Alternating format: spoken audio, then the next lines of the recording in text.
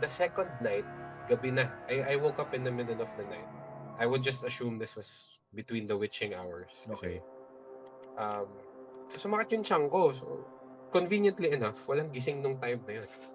So, ako lang. As in talagang baksak yung mga kasama. Oo. So, punta ako sa CR. Ang CR kasi namin is common siya. Dormitory style. Na maraming cubicle, tapos mahaba, malaki. Pero, maliwanag. As in, yun nga yung parang konting source of light namin dun sa dormitory kasi di pinapatay yung ilaw doon, maliwanag. So ako naman, confident ako kasi sabi ko maliwanag. Tapos, what could go wrong? Diba? Sabi ko.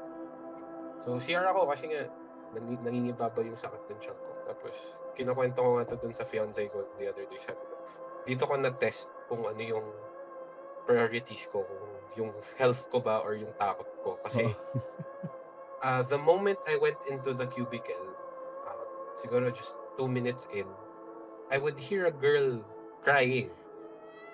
So, SCR eh. So, medyo Yes. may echo. Mm.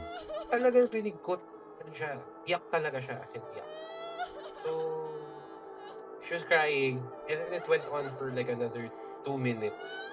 Kasi, nisip ko, baka imagination ko lang, dahil ako lang mag-isa. And then, it kept going on for like 2 minutes.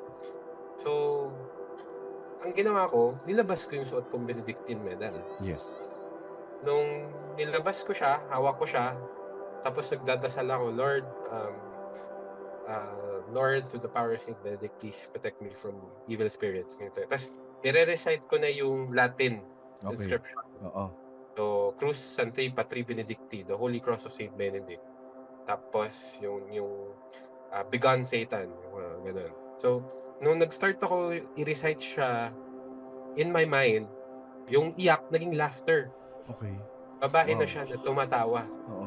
So, ako parang shocks, parang, Lord, ano ba to? Tapos, what a great time for me, di ba? Pero sabi ko, shucks, I just need to get through this, what I'm doing.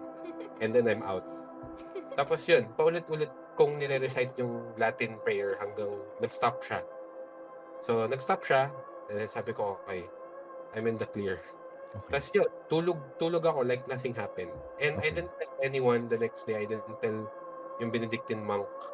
I only told my sister when I got home. Sabi ko, may experience ako sa retreat house. Sabi niya kasi, there was a story that was circulating around her time na yung retreat house daw is dun sa, yung dalawa kasi yun eh, yung boys dormitory, may Yes. katabi siyang girls dormitory. Oo. But wala nang gumagamit nung girls dormitory na katabi nung sa amin. Sa second floor na yung girls.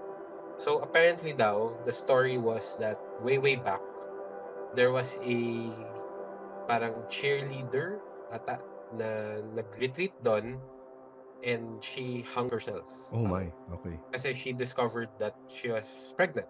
She got pregnant by her then boyfriend, and that she couldn't bear the weight of telling everyone or disappointing her family, something like that.